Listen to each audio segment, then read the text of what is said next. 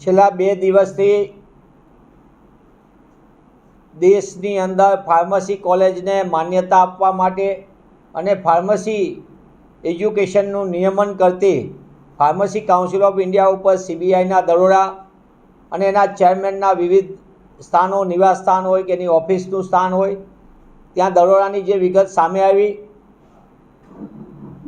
મોન્ટુ પટેલ નામના PCIના ચેરમેન કે જેઓનો સીધો નાતો ભારતીય જનતા પાર્ટી સાથે પદાધિકારી તરીકે હતો.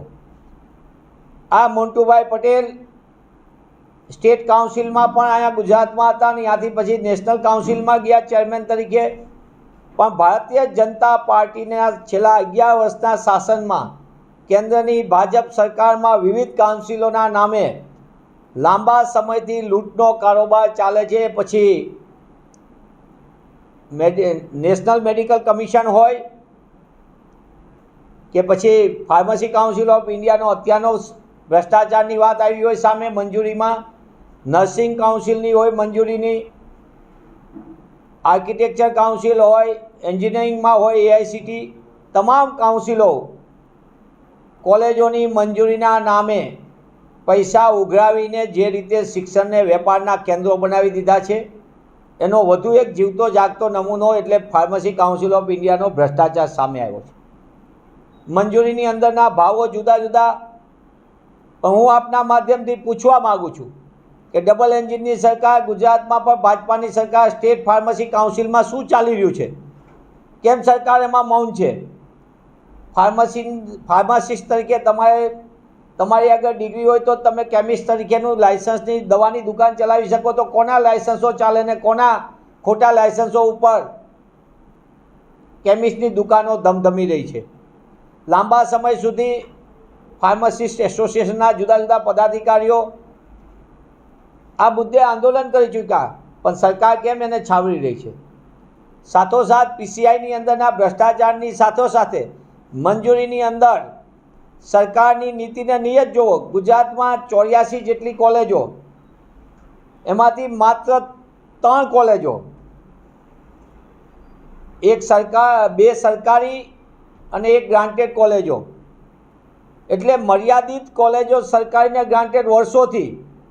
સરકારે છેલ્લા 20 વર્ષની અંદર સરકારી કોલેજ કે ગ્રાન્ટેડ કોલેજ એક પણ સ્થાપવા નથી દીધી. જે કોઈ સ્થપાય છે એ બધી ખાનગી કોલેજો, અને ખાનગી કોલેજોમાં કઈ રીતનો વેપાર ચાલે, કઈ રીતે ફીની લૂંટ ચાલે એ આપણે બધા જોઈએ છીએ. કોલેજોના સંચાલકોને ફીના નામે મસ્ત મોટા પેકેજો આવતા હોય તો એમાંથી અમુક ટકા એ આવા કાઉન્સિલના ઇન્સ્પેક્શનના નામે આપવામાં આવે. સરકારની સીધી દેખરેખ નીચે દિલ્હીમાં બેઠેલા આકાઓના નીચે આખો ભ્રષ્ટાચારની ગોઠવણ થઈ છે, એવો મારો સ્પષ્ટ આરોપ છે. ખાલી આ ભાગની વહેંચણીને લીધે આ ભ્રષ્ટાચાર સામે આવ્યો છે.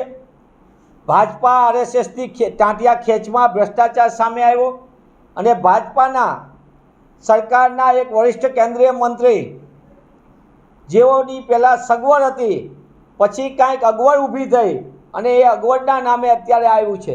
ત્યારે કોંગ્રેસ પક્ષ તરીકે અમે માંગ કરીએ છીએ કે ફાર્મસી કાઉન્સિલ ઓફ ઇન્ડિયાના CBIની તપાસમાં એમાં અત્યારે જે બેફામપણે લૂંટનો કારોબાર ચાલ્યો હતો, આવી કેટલી કોલેજો હતી, એ કોલેજોને માન્યતાની અંદર શું શું ખેલ થયો હતો, કઈ રીતે લાયસન્સ આપવામાં આવે છે લૂંટના. અને આ માત્ર ફાર્મસીમાં નહીં, નર્સિંગ છે, ડેન્ટલ છે, જ્યાં જ્યાં કાઉન્સિલ આવે અહીંયા ભ્રષ્ટાચાર. તો આની પણ તપાસની માંગ કોંગ્રેસ પક્ષ કરી રહી છે.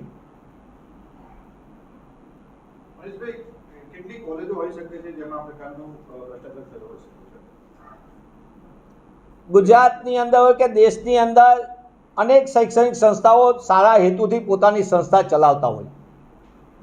બધા શૈક્ષણિક સંસ્થા ચલાવનારાઓ ખોટા છે કે ખોટી રીતે પરમિશન લીધી છે એવું કહેવું નથી, પણ નિયમોને નેવે મૂકીને જે કોલેજો જ્યાં કોઈ ફેકલ્ટી ન હોય, જ્યાં લેબોરેટરી જેવી કોઈ વ્યવસ્થા ન હોય, જ્યાં પૂરતા સુવિધાવાળું મકાન ન હોય, ત્યાં એક જ કેમ્પસની અંદર 2-3 કોલેજોની મંજૂરી હોય તો નિશ્ચિતપણે કોઈપણને સમજ પડે કે આ કઈ રીતે આખો ભ્રષ્ટાચારનો ખેલ ચાલે છે.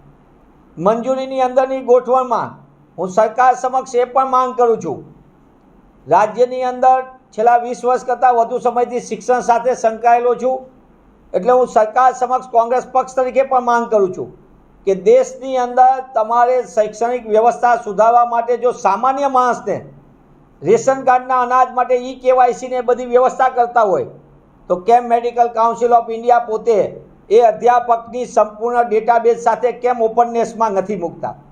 કેમ ફાર્મસી કાઉન્સિલમાં કઈ કોલેજમાં કયા અધ્યાપક કામ કરે છે એનો સંપૂર્ણપણે વેરિફિકેશન સાથેનું કેમ ડિટેલ મૂકવામાં નથી આવતી? એન્જિનિયરિંગ કાઉન્સિલ AICTE કેમ એમાં મૂકતી નથી? જે તે સંલગ્ન યુનિવર્સિટીઓ પોતાની વિગતો કેમ નથી મૂકતી?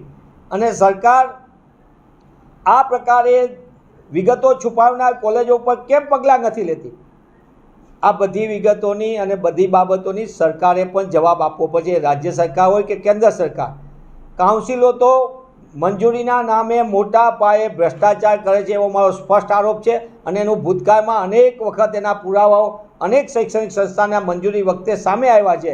અને ફરી એક વખત ફાર્મસી કાઉન્સિલ ઓફ ઇન્ડિયા PCIના ચેરમેનના વિવિધ સ્તર ઉપર CBIના દરોડા પડ્યા છે, ત્યારે મંત્રીશ્રી કેન્દ્રીય કેબિનેટમાં બેઠેલા એક મંત્રીશ્રીના કયા હિતનો ટકરાવ થયો?